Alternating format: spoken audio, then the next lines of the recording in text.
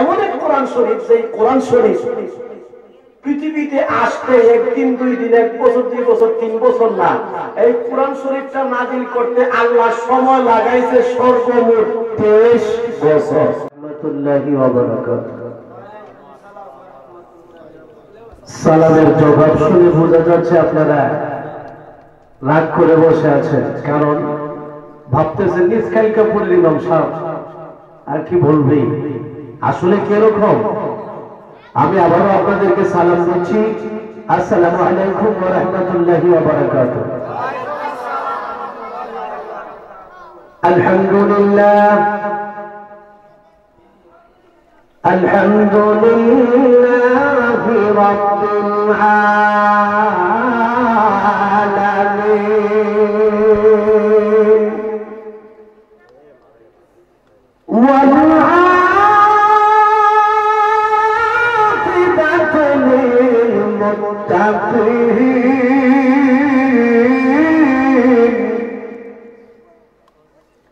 খালিকিস সামাওয়াতি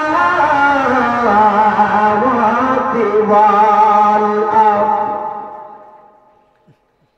আসসালাতু আসসালামু আলাইকা মান কানা নাবিয়্যান ওয়া আদম ওয়া আখরাজাহু বাইনাল রূহি ওয়াল জাসাদ আজমালিল আকমালিনা আকমালিল আকমালিন ওয়া আহলে বাইতিহি ওয়া উলামায়ে আহলে সুন্নতি ওয়াল জামাআতি আজমাইন। একটা জবাব বন্ধ রাখবেন না গো, আমার সাথে সাথে সকলে পবন আউযু বিল্লাহি মিনাশ শাইতানির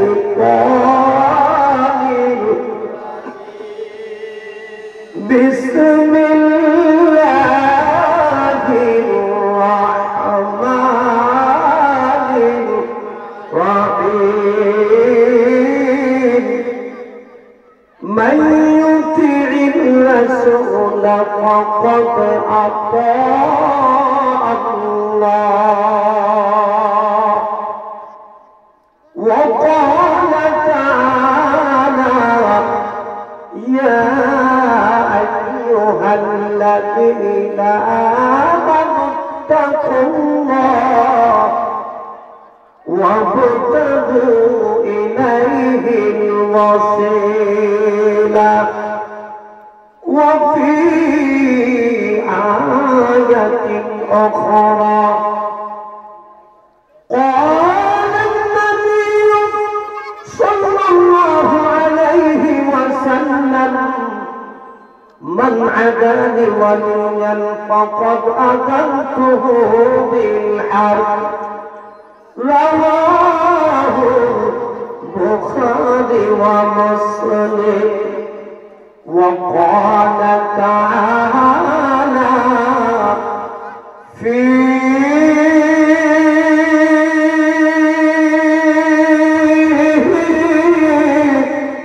شان حبيبه مخبرا وآمرا إن الله وملائكته يصلون على النبي يا أيها الذين آمنوا صلوا عليه وسلموا تسليما اللهم صل سيدنا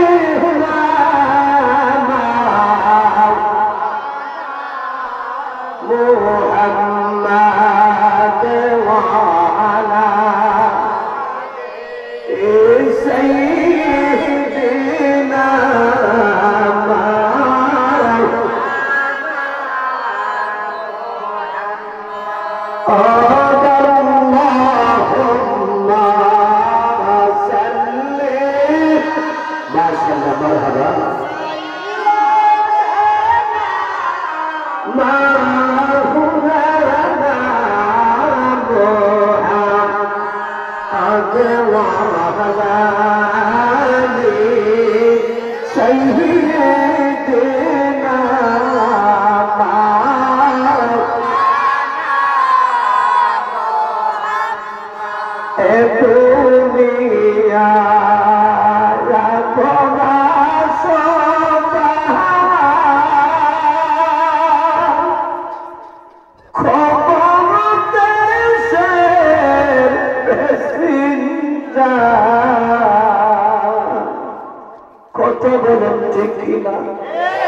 এই কালিকাপুর মহাগাঁও দক্ষিণ মহল্লার মানুষ অন্ধকার কবর আছে কিনা নাই আপনি আরো একদিন অন্ধকার কবরে যেতে হবে কিনা মনটা নরম করে সকলে মরণ এ দুনিয়া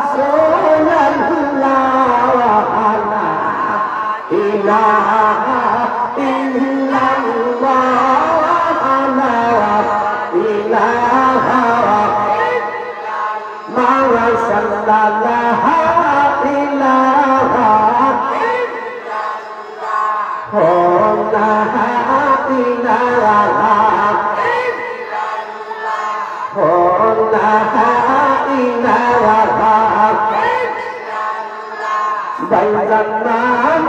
মাঝে পরজামাতে তোমরা তওবা করো গুনাহ হতে বাইজান নামাজ পড়ো তোমরা তওবা করো গুনাহ হতে আমল নামাজ বেদান হাতে তোমার আমল নামাজ বেদান হাতে জান্নাতে যাবে হাতে হাতে লা ইলাহা ইল্লাল্লাহ লা ইলাহা মাগফিরা লা ইলাহা ভালো লাগে লা ইলাহা ও লা ইলাহা বাইজান কত সুন্দর লাগে না আমরা কইল হয় দেখলাম না বাইজান কত সুন্দর আমরা কইল হয় দেখলাম না দয়া করো দয়া আল্লাহ তুমি দয়া করো দয়া আল্লাহ পুরা মনের বাসনা লা ইলাহা ইল্লাল্লাহ লা ইলাহা ও লা ইলাহা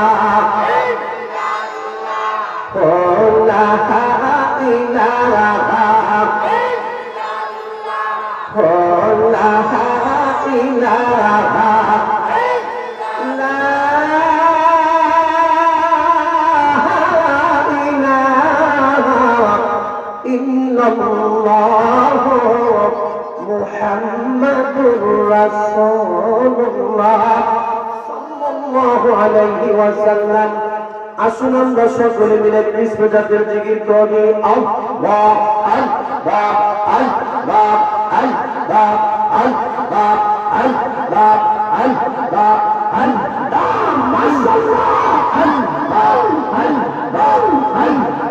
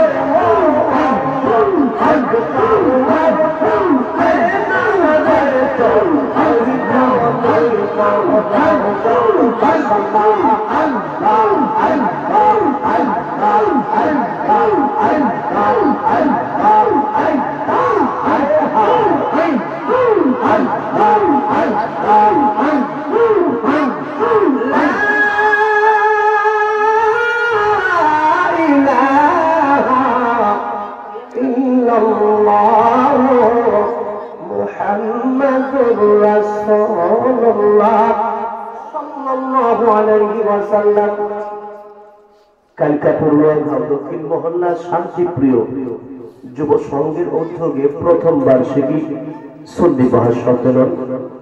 উক্ত সম্মেলনের মাননীয় সভাপতি সাহেব জনাব মোহাম্মদ জাকির হোসেন জারুমিয়া সাহেব, বিশিষ্ট মুরব্বী নোয়াগাঁও, সহ সভাপতি জনাব মোহাম্মদ মাজুম হোসেন সাহেব, বিশিষ্ট মুরব্বী নোয়াগাঁও দক্ষিণ মহল্লা, সহসভাপতি কাজী মোহাম্মদ শফর আলী সাহেব, নোয়াগাঁও দক্ষিণ মহল্লা, আরো সহসভাপতি জনাব মোহাম্মদ বজলুমিয়া সাহেব, নোয়াগাঁও দক্ষিণ মহল্লা।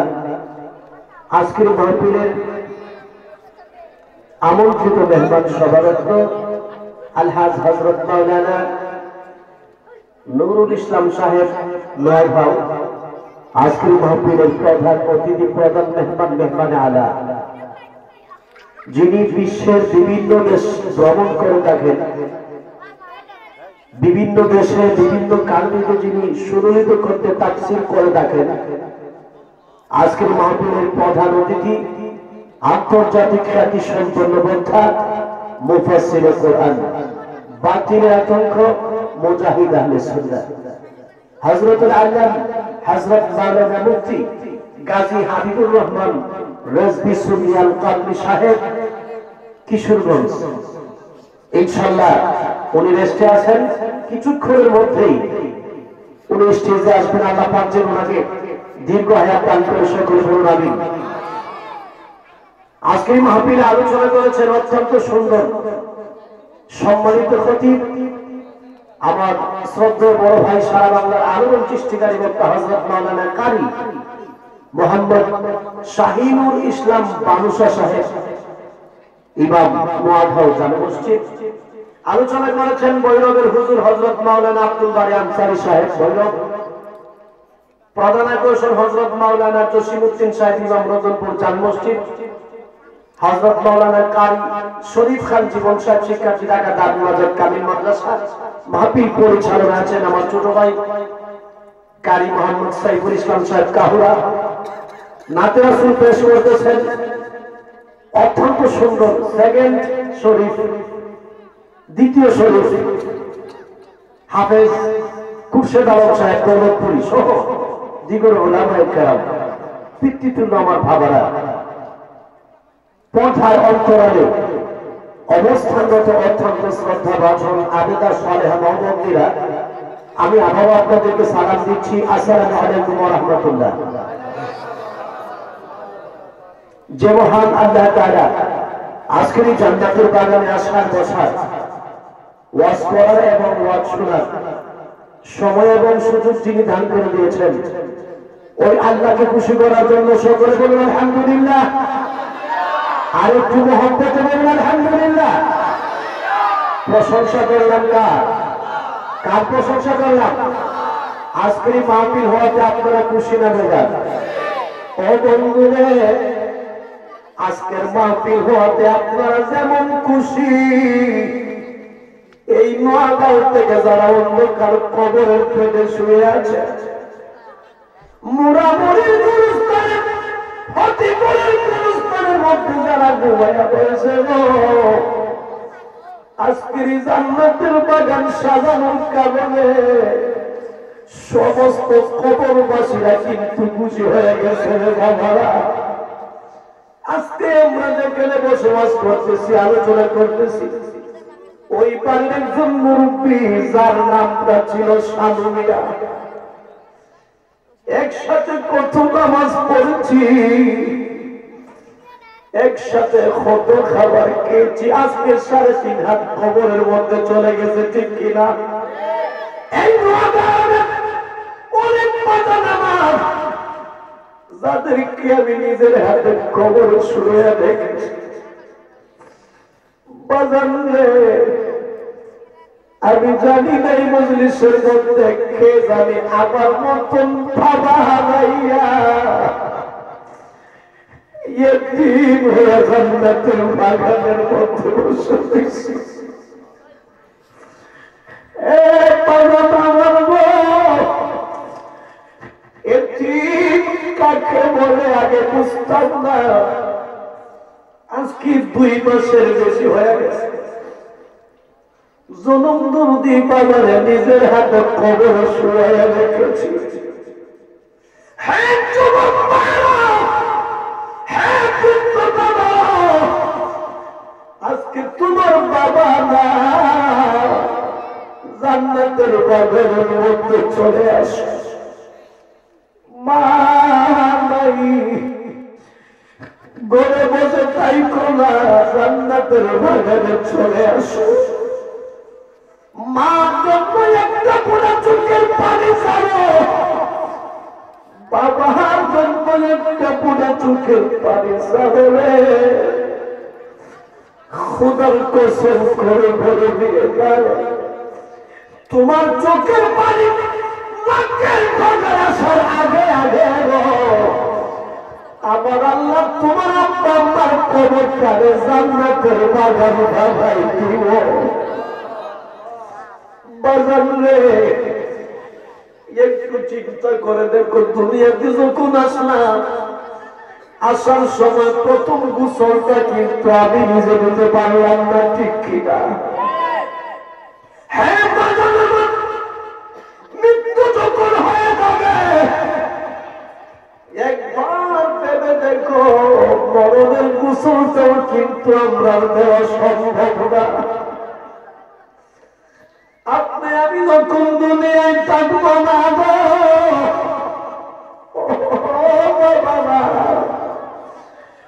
যখন মরে যাবো এমন একটা পালকি আপনার দরজায় হাজির হবে, এমন একটা গাড়ির মধ্যে আপনাকে উঠাবে, এমন একটা গাড়ির মধ্যে তোমার তুলবো, আমার তুলবো রে।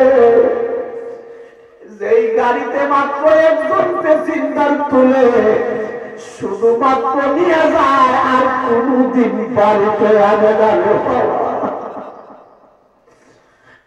ওদের মাহফিলটা অভিনয়ের মাহফিল না, ওদের মাহফিলটা হলো গুনামাদের মাহফিল, ঠিক কিনা? ওদের মাহফিল আছে নিজের গুনার কথা খেয়াল করে একটা বুড়া চোখের পানি ছাড়ো। যুবককে পায়ে ধরে বলি, খারাপ কোন দিন মরণ হবে আমরা কেউ তা জানি না, ঠিক কিনা? বাজার রে, এখনো সময় আছে, নিজের মরণের কথা স্মরণ করো, বেশি বেশি করে না আমল করো। এই জন্য প্রায় মাহফিলের মধ্যে আমি একটা সার গায়ে থাকি, মানুষ আইব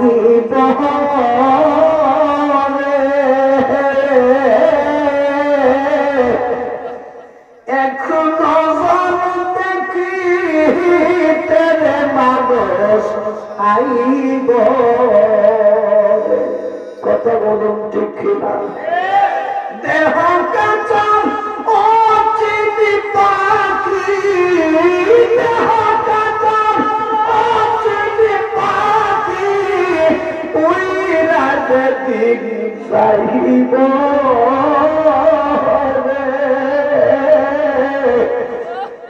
এখনো দেখি পেলে মানুষ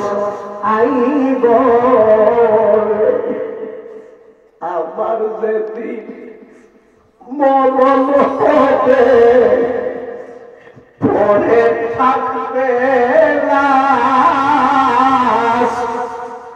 কেউ বাজাবে হাত বাজাবে, কেউ বা কাটবে বাস। ঠিক কি না? হ্যাঁ বাজান আমার চোখের পানি কত দাম। জান্নাত জাহান্নামের মধ্যে যখন জাহান্নামের আগুন মানুষদেরকে জ্বালাইতে থাকবে জ্বালাইতে থাকবে, জাহান্নামের আগুনে জ্বলে মানুষ যখন চিৎকার মারবে, ও বাবারা, জাহান্নামের আগুন ধাউ ধাউ করে জ্বলতে জ্বলতে সামনের মানুষকে জ্বালানোর জন্য উত্তপ্ত হয়ে যাবে। যেই কোনোভাবে জাহান্নামের আগুনকে যখন থামানো যাবে না, আমার আল্লাহ বলবেন জিবরাইল রে, জান্নাতুল ফেরদাউসের মধ্যে প্রবেশ করো। আমি আল্লাহ স্বর্ণ দিয়ে একটা বাস্ক বানাইছি, ওই বাস্কার ভিতরে হীরা মোতি দ্বারা একটা ডিব্বা তৈরি করেছি। ওই ডিব্বার মধ্যে একটু পানি আছে, ওই পানিটা নিয়ে আসো। আমি আল্লাহ ওই পানিটা জাহান্নামের আগুনের মধ্যে একটু ছিটাইয়া দেব। সেই মাত্র ছিটাইয়া দিল,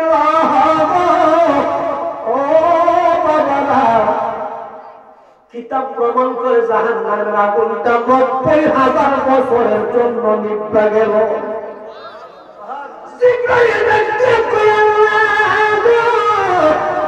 ও আল্লাহ, আমি জিবরাইলের মনে হয় ওই পানিটা জমজমের পানি। আল্লাহ বলবেন না রে না, ওই পানিটা জমজমের পানি না। জিবরাইল বলবেন আল্লাহ বলেছি ওই পানিটা আবে হায়াতের পানি। আল্লাহ বলবেন না রে জিবরাইল না, ওই পানিটা আবে জমজমের পানি না, আবে হায়াতের পানি না। জিবরাইল বলবেন আল্লাহ আমি বলেছি ওই পানিটা আবে কাউসারের পানি। আল্লাহ বলবেন না, ওই পানিটা আবে কাউসারের পানি। জিবরাইল ডাক দিয়া বলবেন আল্লাহ ওই পানির কোন পানি আমি জিবরাইল জানতে চাই। আল্লাহ বলবেন জিবরাইল ও আমার জিবরাইল, ওই পানিটা অন্য পানি না, ওই পানিটা হলো আমার উম্মতের চোখের পানি। আল্লাহু আকবার, ইয়া রাসূলুল্লাহ, জিন্দাবাদ জিন্দাবাদ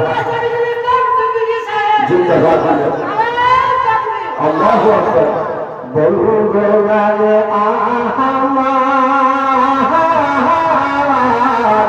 ও আমার গাও কালকা বলুস কালকা হারুন মনের ভাই বাবা, ও আমার নবী খবরের কথা,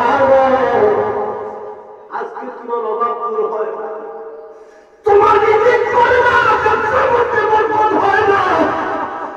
ওটার কসম করে বলি মাহফিলের মধ্যে চলে আসো, দেখবা আমার আল্লাহ তোমার রিজিকের তালানে খুলিয়ে দিয়েছে। বিদেশ যাওয়ার জন্য ঘুরতেছো, যাইতে পারো না, জান্নাতের বাগানে চলে আসো, দেখবা আমার আল্লাহ তোমার বিদেশ যাওয়ার রাস্তাটা খুলিয়ে দিয়েছে। জুড়ে বলুন সুবহানাল্লাহ।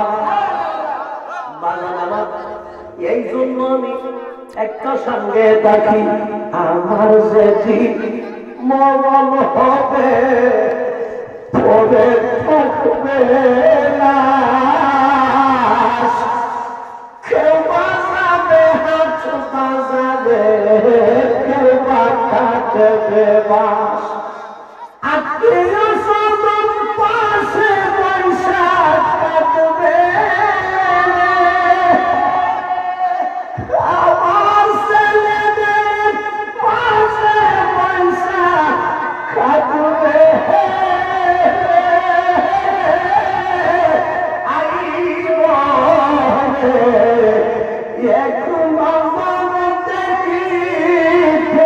মানুষ আইব, আমার মরণ হবে সবই হবে, আমার জন্য তৈয়ার হবে মাটির খাদ্য। ঠিক কিনা? সময় সংক্ষিপ্ত ছেড়ে দিলাম, আমি আপনাদের সামনে মহান আল্লাহ তাআলার কালামুল্লাহ শরীফ থেকে ছোট্ট ছোট্ট দুইটা আয়াত কারিমা তিলাওয়াত করেছি। ওয়া আল্লাহু তাআলা জাল্লা জালালুহু ওয়া আযমা নাওয়ালুহু আযজা ওয়া জাল্লা আল্লাহ পাক তার জবান দ্বারা বলতেছেন মান ইউরিদির রাসূলা ফাকাত আতা আল্লাহ, যারা আমার রাসূলের অনুসরণ অনুকরণ করলো তারা যেন আমি আল্লাহর অনুসরণ অনুকরণ করলো। সুবহানাল্লাহ। তারপরে আয়াত জায়গায় আমার আল্লাহ ওনার পবিত্র জবান দ্বারা ওয়াজ করতেছেন। আল্লাহ বলেন ওয়ামা আরসালনাকা ইল্লা রাহমাতাল লিল আলামিন।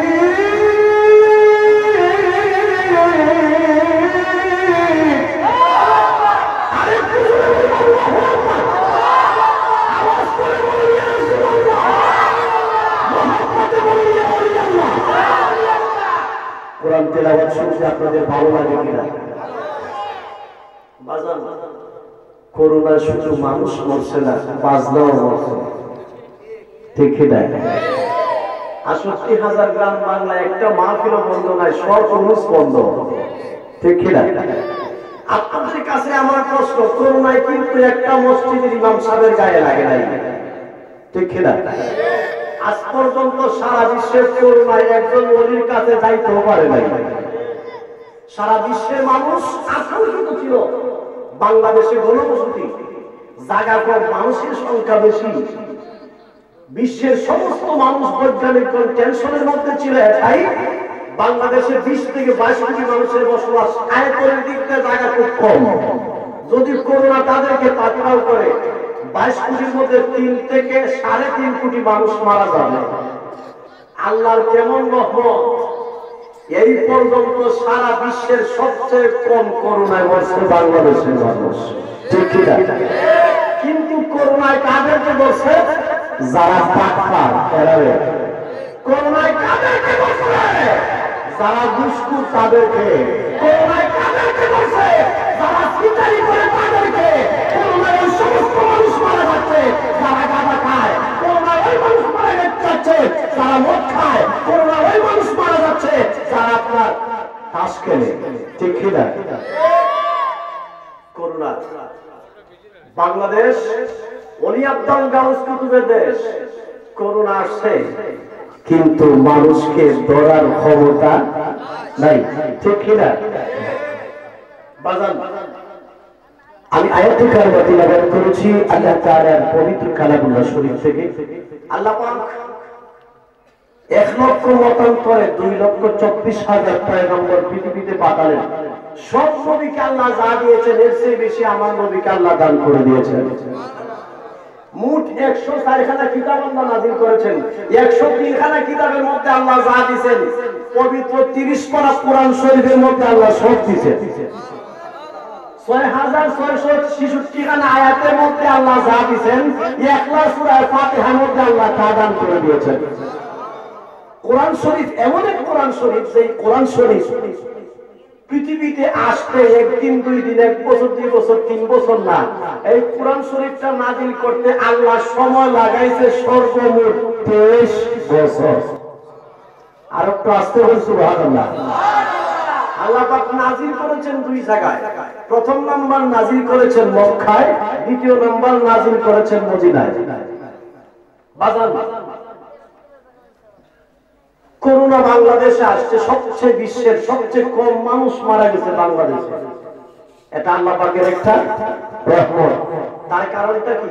এই দেশ শাহজালাল বাবার দেশ, এই দেশ শাহজালাল বাবার দেশ, এই দেশ গোলাম শাহ বাবার দেশ, এই দেশ সুরুজ শাহ বাবার দেশ, এই দেশ গাজী বাবার দেশ, এই দেশ আজারি শাহ দেশ। এই জন্য মাধবপুর থানা গেল পাগাসুরা ইউনিয়নে ১ কাল পর্যন্ত করোনায় মারা যায় নাই, ঠিক কিনা? এটা আল্লাহ পাকের খাস রহমত। কারণ আমাদের চতুর্দিকে আল্লাহ পাক মদিনার টাওয়ার বানায় রাখছে। সুবহানাল্লাহ, বুঝেন না? ওলি আব্দুল গাউস কুতুবের দরবার আল্লাহ পাওয়ার সেন্টার। আলহামদুলিল্লাহ বলুন। বাজান, সময়টা আসলে আমার খুব কম। আমি মেইন আলোচনা করতে গেলাম আমাদের নিকটবর্তী দেশ ভারত, যেখানে আল্লাহর একজন ওলি ছিলেন যার নাম সুলতান আহমদ গজনবী রহমাতুল্লাহ আলাইহি। যিনি ওলি ছিলেন না, তৎকালীন সময়ে গোটা ভারতবর্ষের বাদশা ছিলেন। সুবহানাল্লাহ বলবেন না? এই জন্য আমি একটা আয়াত কারিমা তিলাওয়াত করেছি। আল্লাহ পাক ইরশাদ করেন, ইয়া আইয়ুহাল্লাযীনা আমানু তাকুল্লাহ।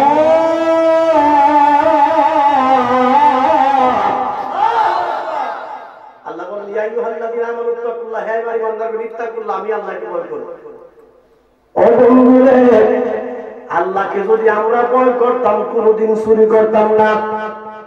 আল্লাহর ভয় যদি আমরা ভিতরে থাকতো ভয় করতাম না। আল্লাহর ভয় যদি আমরা ভিতরে থাকতো আযান হলে কোনদিন মসজিদ ছাড়তাম না, ঠিক কিনা?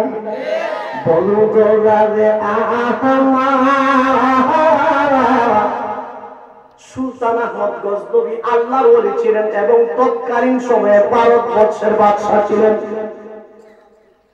এলাকার মানুষ সাইটটা ডাকাতের জন্য রাত্রে ঘুমাইতে পারে না, গরু নিয়ে যায়, পাটা নিয়ে যায়, হিল নিয়ে যায়, টাকা নিয়ে যায়। আমার বয়স যখন ছিল শিশুকাল, তখন ফাদাইল বেশি শুরু হইত, দেখি না? সাইটটা ডাকাতের জন্য গোটা ভারতবর্ষের মানুষ হায় হায় করত, তাদেরকে ভয় পাইত। আল্লাহর ভয় থাকলে কতটুকু লাভ হয়? সকল মানুষ সুলতান আহমদ গজনবীর কাছে চলে গেল। যাওয়ার পরে বলতেছেন, বাদশা নন্দন গো, হে বাদশা নন্দন, আমরা ভারতবর্ষের মানুষ সাইটটা ডাকাইতের বলে কোনো কিছু করতে পারি না। রাত্র হলে তাদের প্রভাব বেড়ে যায়, তারা আমাদের সব কিছু চিনিয়ে নিয়ে যায়। গরু নেই, টাকা নেই, স্বর্ণ নেই, রূপা নেই, কাঁচা টাকা নেই, আপনার সব কিছু নিয়ে যায়। আমি আপনাদেরকে এসেছি, আপনার কাছে এসেছি, ওই সাইটটা ডাকাতকে কেমন ভাবে ভালো করা যায়। আল্লাহ বলি, সুলতান আহমদ গজনবী ও বাবারা, রাত্র যখন গভীর হয়ে গেছে, জায়নামাজের মধ্যে বসে 12 রাকাত তাহাজ্জুদের নামাজ পড়লো। দুইটা হাত বাড়াইয়া চোখের পানি ছেড়ে কাঁদতে ডাক দিয়া কয়ে, ও আল্লাহ, আমার এলাকার মানুষ সাইটটা ডাকাইতের বলে তারা রাত্রে ঘুমাইতে পারে না, সব কিছু নিয়ে যায়। আমি সুলতান আহমদ গজনবী আপনার কাছে দুইটা হাত বাড়াইলাম, ওই সাইটটা ডাকাতদেরকে তুমি অতি তাড়াতাড়ি আমি সুলতান আহমদ গজনবীর মতো নামাজি বানায়া দাও। সুলতান আহমদ গজনবী আল্লাহর কাছে দোয়া করলেন, আল্লাহ, ওই 60 জন ডাকাতকে আমার মতন নামাজি বানায়া দাও। আপনারা কি বলেন, একজন 5 ওয়াক্ত নামাজি কি গান গাইতে পারে? একজন 5 ওয়াক্ত নামাজি কি আপনার তাস খেলতে পারে? একজন 5 ওয়াক্ত নামাজি কি চুরি করতে পারে? একজন 5 ওয়াক্ত নামাজি কি পাটপাড়ি করতে পারে? দোয়া করলেন, আল্লাহ, আমার এলাকার 60 জন ডাকাতকে তুমি আমার মতো নামাজি বানায় দাও। দুইটা হাত বাড়ায়া চোখের পানি ছাড়া যখন কান্না শুরু করে দিল, আমার আল্লাহ গাইবি ভাবে ডাক দিয়া কয়, সুলতান রে, সারা দুনিয়ার মানুষ আরামের ভুলে চলে গেছে, তোর চোখে ঘুম লাগে না? আমি আল্লাহর কাছে হাত বাড়াইছি রে, শুধু হাত না, চোখের পানি চারো 60 জনের জন্য আমার কাছে দোয়া করছো। ও সুলতান, আমি আল্লাহ তোকে বলে দিলাম রে, আগামী 1 সপ্তাহের ভিতরে তোর মতো নামাজি ওই সাইটটা ডাকাতকে আমি আল্লাহ কবুল করলাম। গ্রাম অঞ্চলের মানুষ বলে, বালার সাথে চলবায় খাই ভাই বানাই ভাই, খন্দাত কলিনের সাথে চলবায় খাবা যাইব দুই খান, ঠিক কিনা? ঠিক কিনা? আফসোস, এদিন ফজরের নামাজ পড়লেন, পরের দিন এক বাজারে এশার নামাজ পড়ে, নফল নামাজ সহ পড়ে বাড়িতে যায় না, মনে মনে ভাব 60 জন ডাকাতের সাথে রাখতে কোথায় পরামর্শ করে ওই জায়গায় গিয়ে আমি তাদের সাথে সাক্ষাৎ করব। কিতাব প্রমাণ করে হাতের মধ্যে তসবিহ লইয়া রাত্র গভীরে যায়া দেখে আল্লাহর কি রহমত, ওই 6 জন ডাকাত এক জায়গায় বসে পরামর্শ করতেছে কোন জায়গায় আজকে রাতে ডাকাতি করা যায়। সুবহানাল্লাহ বলেন না? সুলতান আহমদ গজনবী তসবিহ পড়তে পড়তে তাদের সামনে হাজির। এরা জিজ্ঞাসা সব মাস তুমি কে করতে হয়? আমি তো তোমার মতো একজন। ও কি ব্যাপার? আমরা তো দাঁড়াই। সুবহানাল্লাহ বলবেন না? আপনারা যখন খারাপ লাগবে আমাকে বলবেন, কদমে সব আসবেন। আমি কিন্তু কাজের প্রতি শুক্রবারে আমার আলোচনা শুনেন, অসুবিধা নেই, নো প্রবলেম। হ্যাঁ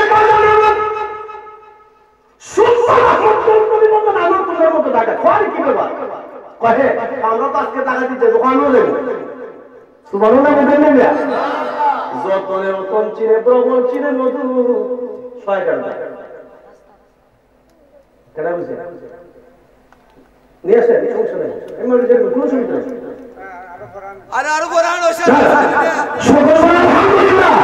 আমি আমার বাড়ির খাবার না না না কোনো সমস্যা নাই, হুজুর অনেক দূর থেকে এসেছেন। আরে আমার বস্তু প্রতি শুক্রবারে শুনেন, আমার কেশিয়ার সাহেব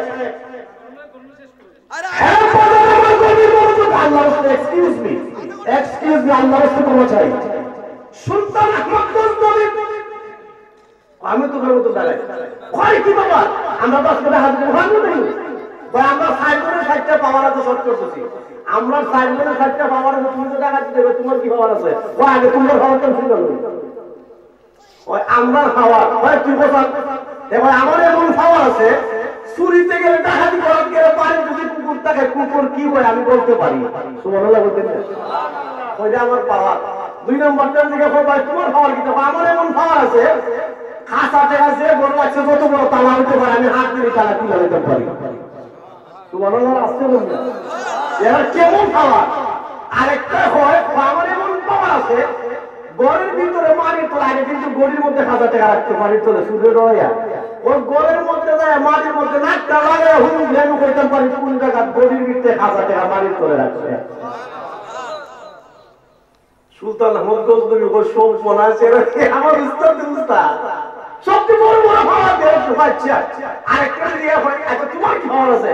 হয় আমার এমন খাবার আছে 50 বছর আগে আমার রাত্রিতে যদি একবার জীবনে কেউ দেখি 50 বছর পরে আমি তার চিনি।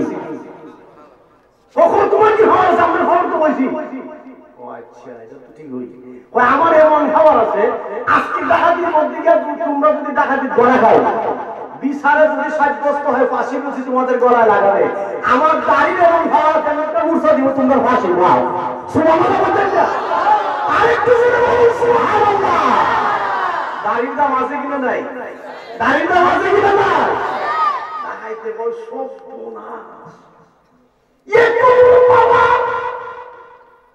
দাড়ি দাম একটু মারা দিলে ফাঁসি মারছি বলে আজকে আর সাধারণ বাড়ির দাঁড়াতে পারতাম না, 5-6 বাড়ির দাঁড়াতে বলি। সুবহানাল্লাহ বলতেন না? হ্যাঁ গভীর মনোযোগ। পরামর্শ করবো না সাধারণ বাড়িতে আজকে ডাকাতি যাবো না। এই এলাকার মধ্যে সবচেয়ে বেশি সম্পদশালী একজন, যার নামটা হলো সুলতান আহমদ গজনবী।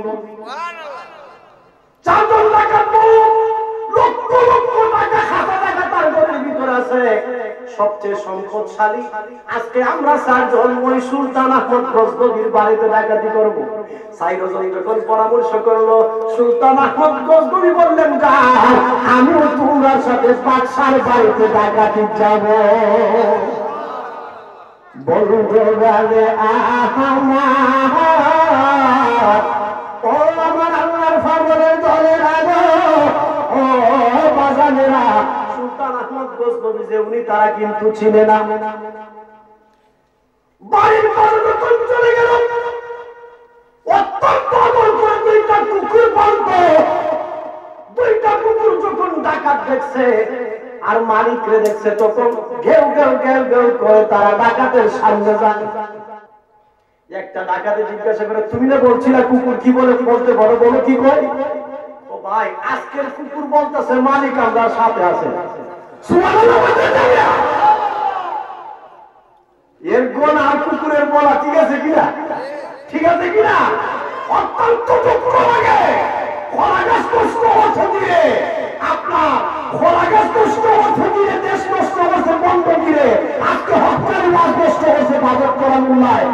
পবিত্র মসজিদ নষ্ট হচ্ছে ওয়াহাবিরা। ঠিক কি না বলো?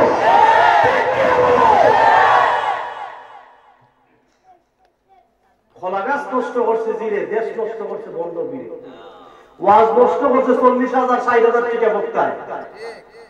6 মাস আগে 40,000, এ যদি মহিলা জায়গা বছরের কাছে মারছে আছে কি নাই?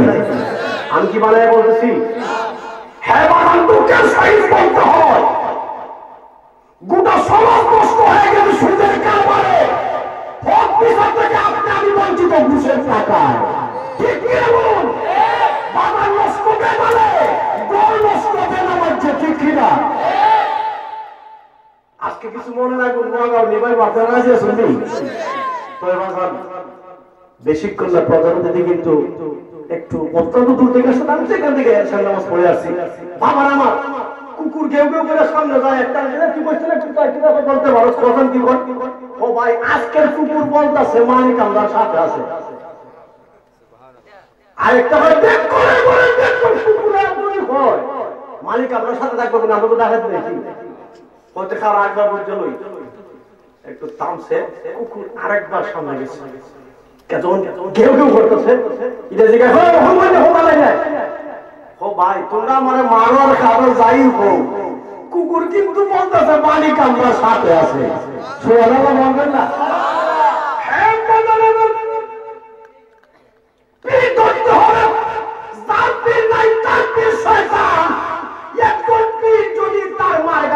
করতে পারে খোদার কসম, ওই ফিরে ঘর বন্ধুরের কথা, ওই ফিরে মাছ দিলে 10টা কি হবে? ঠিক কিনা? আল্লাহ পাক ওনার হাবিবকে বলেছেন ওই সমস্ত পীর ধরতে হবে যেই পীরের কাছে 5টা খাসিয়ত আছে, গুণ আছে। 1 নম্বর গুণ থাকতে হবে, আমি যাকে পীর ধরবো ওই পীর যখন মসজিদে আযান হবে সব পরিধানকে নিয়ে জামাতে নামাজ আদায় করে দিবে। 2 নম্বর গুণ থাকতে হবে, পীর সাহেবের কাছে কোনো লোক আছে কিনা। এখন তো বহুত পীর সাহেব যখন বাজান দিয়ে উরুস্তা আইছে একটা সাইটিং নিয়ে রয়েছে, সব বানু তো বছর একটু জামার ও জামার বুঝি না সুন্দর করে টাকা লয়ে আইছে। নাউজুবিল্লাহ হইতেন না, এই সমস্ত পীর আসেনি আসেনি। আরে বাবা, বিশাল সমস্যা, কিসের ওয়াজ করব মিয়া? দুঃখে ভিতর দাও দাও করে চলতেছে, ওয়াজ কিসের ওয়াজ করব? ফিসকাকে ফিসকাকে করতে হবে। একজন পীর আরেকজনের কাছে গিয়ে সুদের টাকা চায়, কেমন পীর বন্ধ বলল? ঠিক কি না বলো? এই জন্যই আমার বেশি ওয়াজের দাওয়াত দেয়, তবে প্রতি রাত্রে এক ভিডিও টিপ পাতে হয় আর কি। আলহামদুলিল্লাহ বলবেন না? আল্লাহ কুমুর সত্য কথা দিদা বলতে হবে, কার ভালো লাগলো আর কার খারাপ লাগলো এটা দেখার টাইম এই সিদ্দিকীর নাই। হ্যাঁ, সুলতান আহমদ গজনবী তসবিহ করে তসবিহ একটা কথা না রে, একজন বাদশার পাঞ্জাবি কি ফারা দিতে পারে? এটা মালিক না রে, জিজ্ঞাসা আপনার বাড়ি বলে হয় বলে বাড়ির কাজ হয় ডাকাতি দেয়, ডাকাতি ওর বাড়ি দেখি কিন্তু সুলতান আহমদ গজনবী কুকুরে যখন হয়, আসলে তো কুকুরে সত্য বুদ্ধি হইতেছে যে তোরা যদিও তোদের অন্তরটা ভালো না, কিন্তু তোরা যার বাড়ি দেখছো উনি তোদের সাথে আছে। একটা একটা ফোন আরে তোর বলা ঠিক না, যা ডাকাত গেল। সুলতান আহমদ গজনবী খাসা টেকা যে রাখছে করে 3টা তালা মারা। যে ডাকাত বলছিল যে আমি তালার মধ্যে হাত দিলে তালা খুলে যায়, এটা কেমন খালি করেছে বাজার যে খালি তালা টান দিচ্ছে, সার্ভি ছাড়া তালা খুলে গেছে। সুলতান আহমদ গজনবী সর্বনাশ কেমন খামেরা করছে, 3টা তালা খুলছে, এর খাওয়া শেষ, আরেকটা ঘরের ভিতরে ঢুকছে, ঢুকে নাকটা হাড়িতে লাগাইছে, লাগায় কই 3টা গড়ি পড়াতে আছে ঘরে আইরা তোলা। সুবহানাল্লাহ বলছেন না? কেমন পাওয়ার অর্জন করছে মিয়া, কেমন বিদ্যা অর্জন করছে। হ্যাঁ, গভীর মনোযোগ, আল্লাহ বলে কালাম। সুলতান আহমদ গজনবী ভারতবর্ষের মধ্যে বাড়ি, যিনি ভারতে দুনিয়াতে কেমন বলেছিলেন, কেমন বাদশা ছিলেন। ঘরের আইরা কোনার মধ্যে 3টা গড়ি ভরা কাঁচা টাকা, আগে তো কাঁচা টাকা ছিল, খুঁজছে খুঁজতেছে 3টা গড়ি টাকা হয়েছে।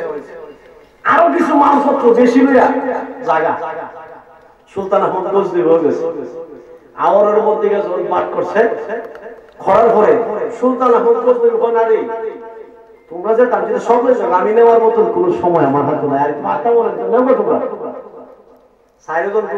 আজকের ডাকাতি যে করছি আর জীবনে ডাকাতি করা লাগতো না গরুকে নাক দেখা এক সুলতান আহমদ গজনী ফজল নসর পাইতেছে বাড়ি তাইলে হইগুলো লাগিয়েছে ডাকাতি কিছু ডাকাতি সুলতান আহমদ গজনী হাসে করে ঠিক আছে ডাকাতি কিছু কি দিছে তোমরা টেনশন করো না দেখা যাক আমার আল্লাহ ডাকাতির ভাই সারা কিতা করে জোরে বলতে সুবহানাল্লাহ হ্যাঁ কবির মনোযোগ করে গান গান সুলতান আহমদ গজনী যেই মাত্র ঘরের মধ্যে বসে আছে ওনার 9 জন পিয়ন ছিল 9 জন গ্রাম পুলিশ ছিল এখন কিন্তু বর্তমানে গ্রাম পুলিশ আছে আগে কিন্তু চৌকিদার ডাকতো 9 জন গ্রাম পুলিশকে আনার পরে 4 জন ডাকাতের নাম লেখা বলতেছে ওই 4 জনকে আমার এখানে নিয়ে আসো উনি তো জানেন সাথে তুই আসিস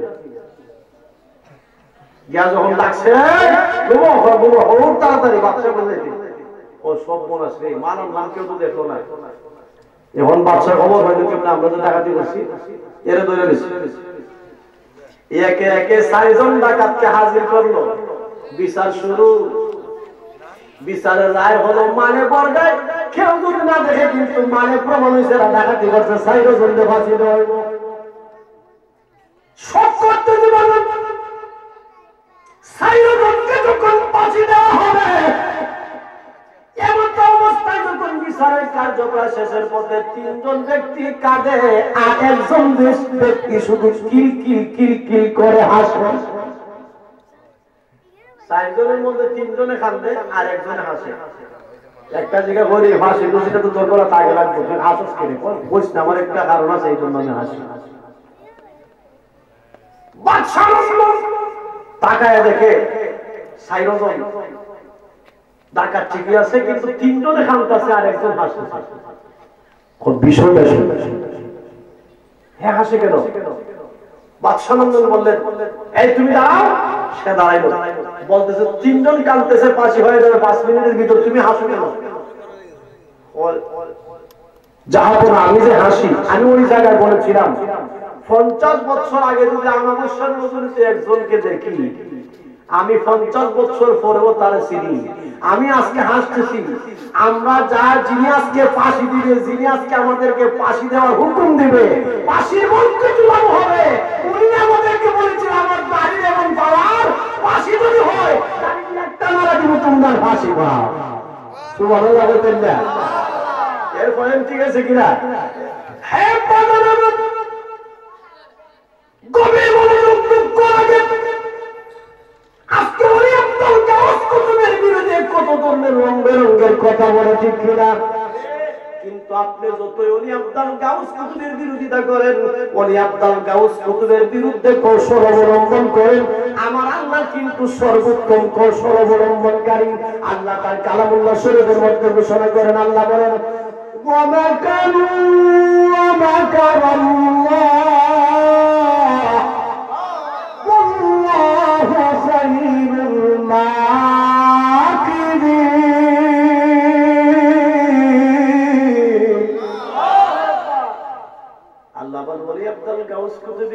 তোমরা যতই কৌশল অবলম্বন করো আমি আল্লাহ সর্বোত্তম কৌশল অবলম্বনকারী রাসূল বলেছেন মান হাফারা হুকিরা করার জন্য ডিল মারবা নিজের উপর করবো সুবহানাল্লাহ বলবেন না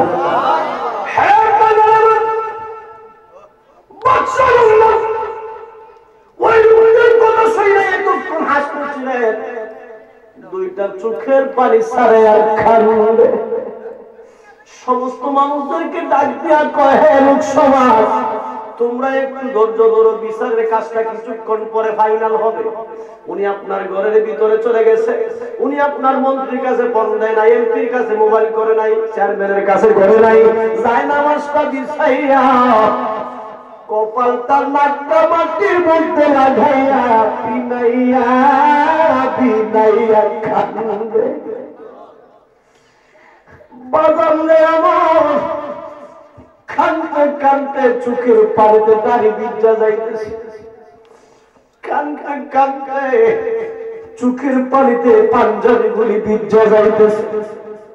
মাথা উঠায় না, আমার আল্লাহ বলতেছেন, হে সুলতান আহমদ গজনবী, এইবার তুমি যখন বিচারের মঞ্চে চলে যাইবে, চারজন ডাকাত আজকে থেকে জীবনের জন্য চুরি ছেড়ে দিবে, জীবনের জন্য ডাকাতি ছেড়ে দিবে, আর মৃত্যুর আগ পর্যন্ত তারা মসজিদের সাথে সুসম্পর্ক লাগাইবে।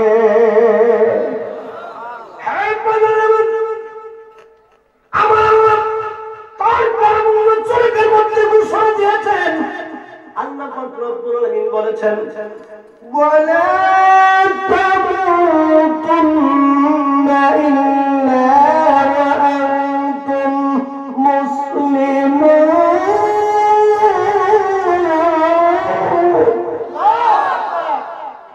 আল্লাহ পাক কোরআন শরীফের মধ্যে বলেছেন, ওয়ালা তামুতুন্না ইল্লা ওয়া আনতুম মুসলিমুন, হে আমার আদম সন্তানেরা, মুসলমান না হইয়া কবরে যাও না। কে বলছেন? মুসলমান শুধু কালেমা পড়লে হয় না, তার ভিতরে মুসলমানিত্ব থাকতে হবে, ঠিক কিনা?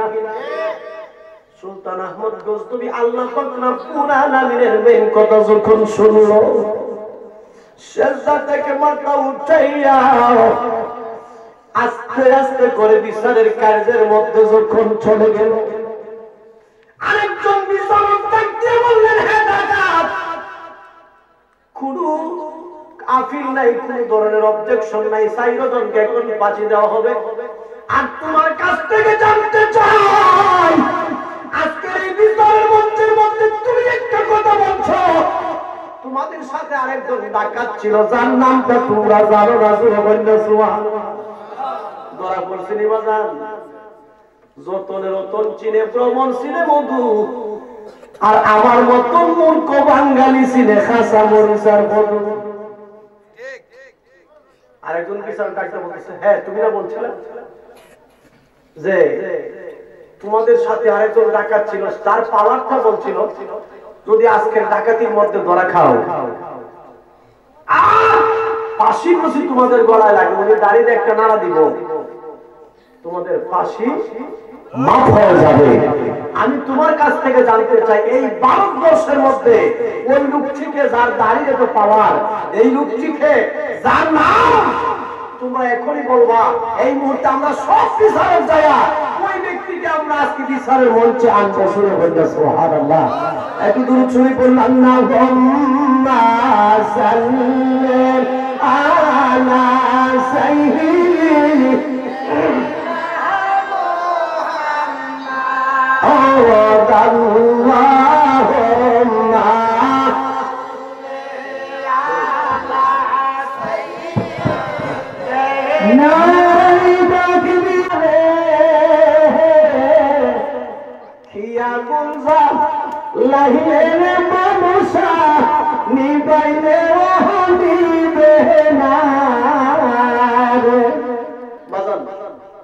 আমার ভাইজান সুন্নিয়তের কাজ করে কারা জীবন অত্যন্ত কষ্ট করে বহুদিন যাবৎ কারাগারের মধ্যে কষ্ট করেছেন। কিশোরগঞ্জকে আপনাদের মাঝে আমাদের মাঝে আল্লাহ পাক এনে দিয়েছেন। আমি আমার আলোচনা আর দীর্ঘায়িত করতে চাই না। আমার আলোচনা তো অবশ্যই আপনারা শুনেন প্রতি শুক্রবারে। আমি ইসকাইল কাপুর চেয়ারম্যান সাহেব মসজিদে আছি। আমার ভাইজান অত্যন্ত কষ্ট করে এসেছেন। আমি আমার অসমাপ্ত আলোচনা এখানে সমাপ্ত করে দিলাম। আসসালামু আলাইকুম ওয়া রাহমাতুল্লাহি ওয়া বারাকাতুহু। যাওয়ার পূর্বে একটা আগামী রবিবার